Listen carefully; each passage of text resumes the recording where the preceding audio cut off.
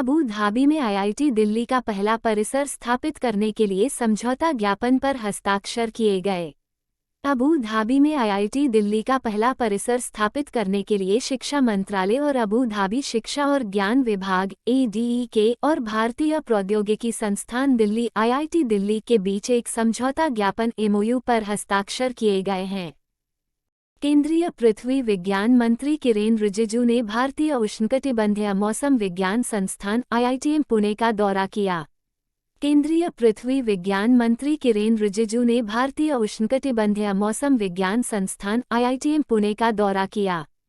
केंद्रीय मंत्री ने सभी प्रयोगशालाओं का दौरा किया और संस्थान में चल रही सभी अनुसंधान परियोजनाओं के बारे में विस्तृत जानकारी एकत्र की, जो पृथ्वी विज्ञान मंत्रालय MOES के तहत एक स्वायत्त निकाय है। भारत UAE जलवायु परिवर्तन पर संयुक्त वक्तव्य।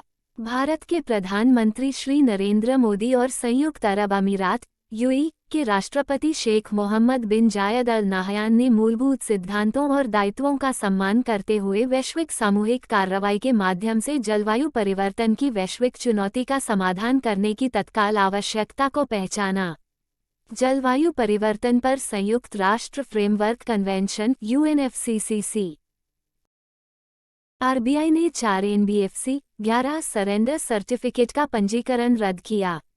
भारतीय रिजर्व बैंक RBI ने कहा कि उसने 4 गैर बैंकिंग वित्तीय कंपनियों NBFC के पंजीकरण का प्रमाणन रद्द कर दिया है, जिनमें से 2 तेलंगाना से और एक केरल और उत्तर प्रदेश से हैं।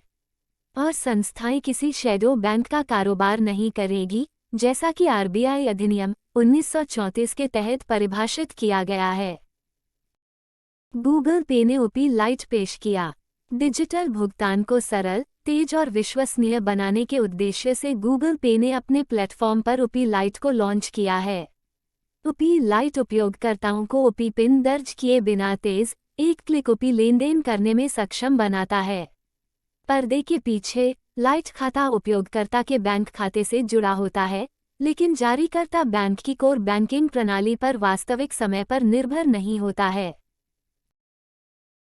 G20 वित्त मंत्रियों और केंद्रीय बैंक गवर्नरों की बैठक गांधीनगर में होगी।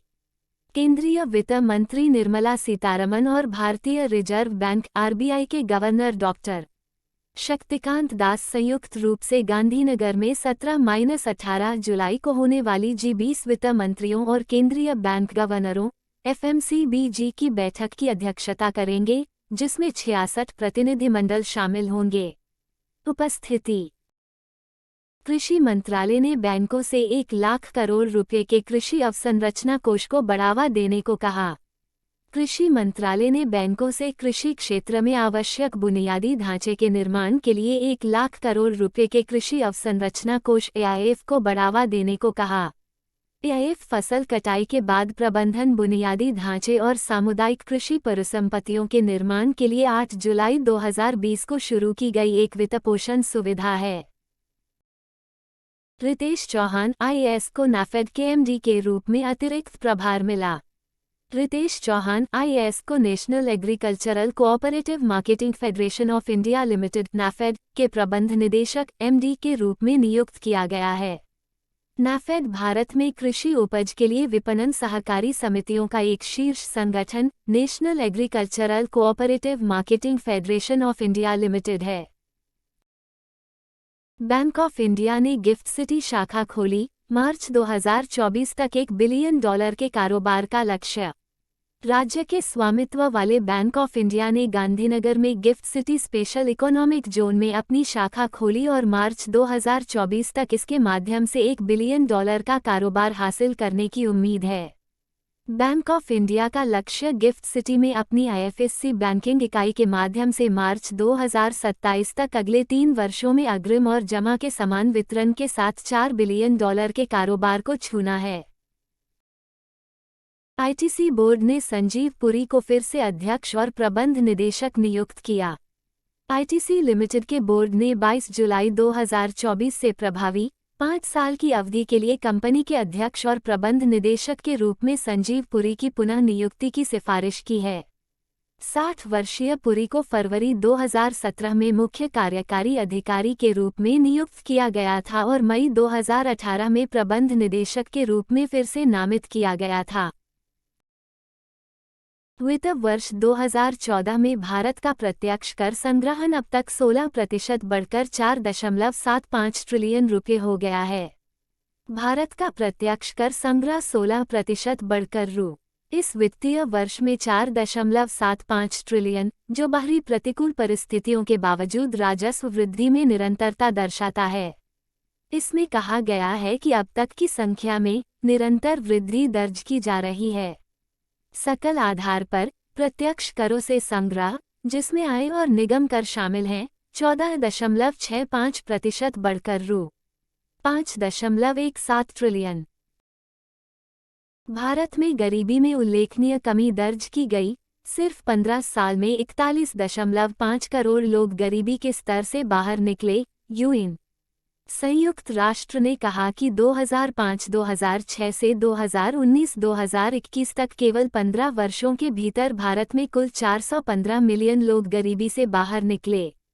इसमें कहा गया है कि भारत सहित 25 देशों ने 15 वर्षों के भीतर अपने वैश्विक एमपीआई मूल्यों को सफलतापूर्वक आधा कर दिया है, जिससे पता चलता है कि तेजी से प्रगति संभव है। इन देशों में कंबोडिया, चीन, Congo, Honduras, Bharat, Indonesia, Morocco, Serbia और वियतनाम शामिल हैं। सरकार ने वातानुकूलित ट्रक केबिनों को अनिवार्य करने के लिए मसौदा अधिसूचना को मंजूरी दी। केंद्रीय मंत्री नितिन गडकरी ने कहा कि ट्रकों के केबिन में एयर कंडीशनिंग सिस्टम की स्थापना को अनिवार्य करने के लिए मसौदा अधिसूचना को मंजूरी दे दी गई है। ये निर्णय ट्रक ड्राइवरों के लिए आरामदायक काम करने की स्थिति प्रदान करने में एक महत्वपूर्ण मील का पत्थर है, जिससे उनकी दक्षता में सुधार होगा और ड्राइवर की थकान की समस्या का समाधान होगा।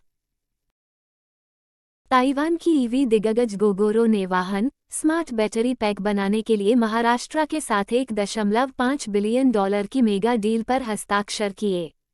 ताइवान स्थित बैटरी स्वैपिंग सेवा प्रदाता और दोपहिया वाहन निर्माता गोगोरो ने इलेक्ट्रिक वाहनों स्मार्ट बैटरी पैक के निर्माण के लिए अगले 8 वर्षों में पुणे और औरंगाबाद शहरों में $1.5 बिलियन का निवेश करने के लिए महाराष्ट्र सरकार के साथ एक समझौता किया है और बैटरी स्वैप स्टेशन टालजीस भारत में अपनी सबसे बड़ी लेंस फैक्ट्री बनाने के लिए 250 मिलियन यूरो का निवेश करेगा।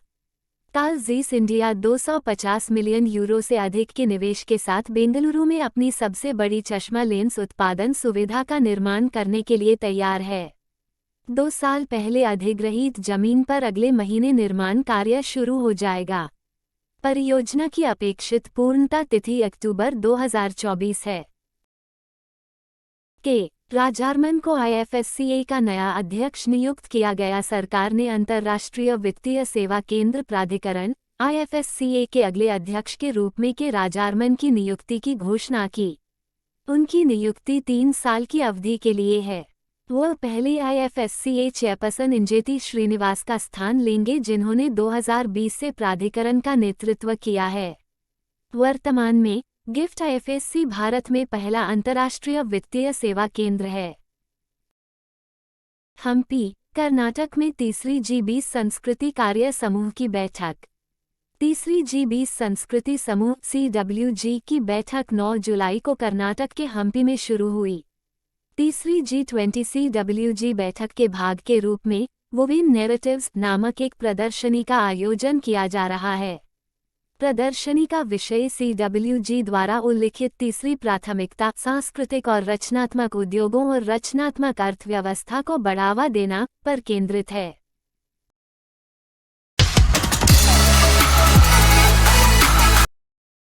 ऐसे ही अपने YouTube चैनल टर्निंग पॉइंट को देखते रहें और समर्थन करते रहें। इस तरह के और अधिक सूचनात्मक वीडियो देखने के लिए और नीचे कमेंट सेक्शन में अपनी प्रतिक्रिया लिखें। धन्यवाद। Keep learning and keep growing.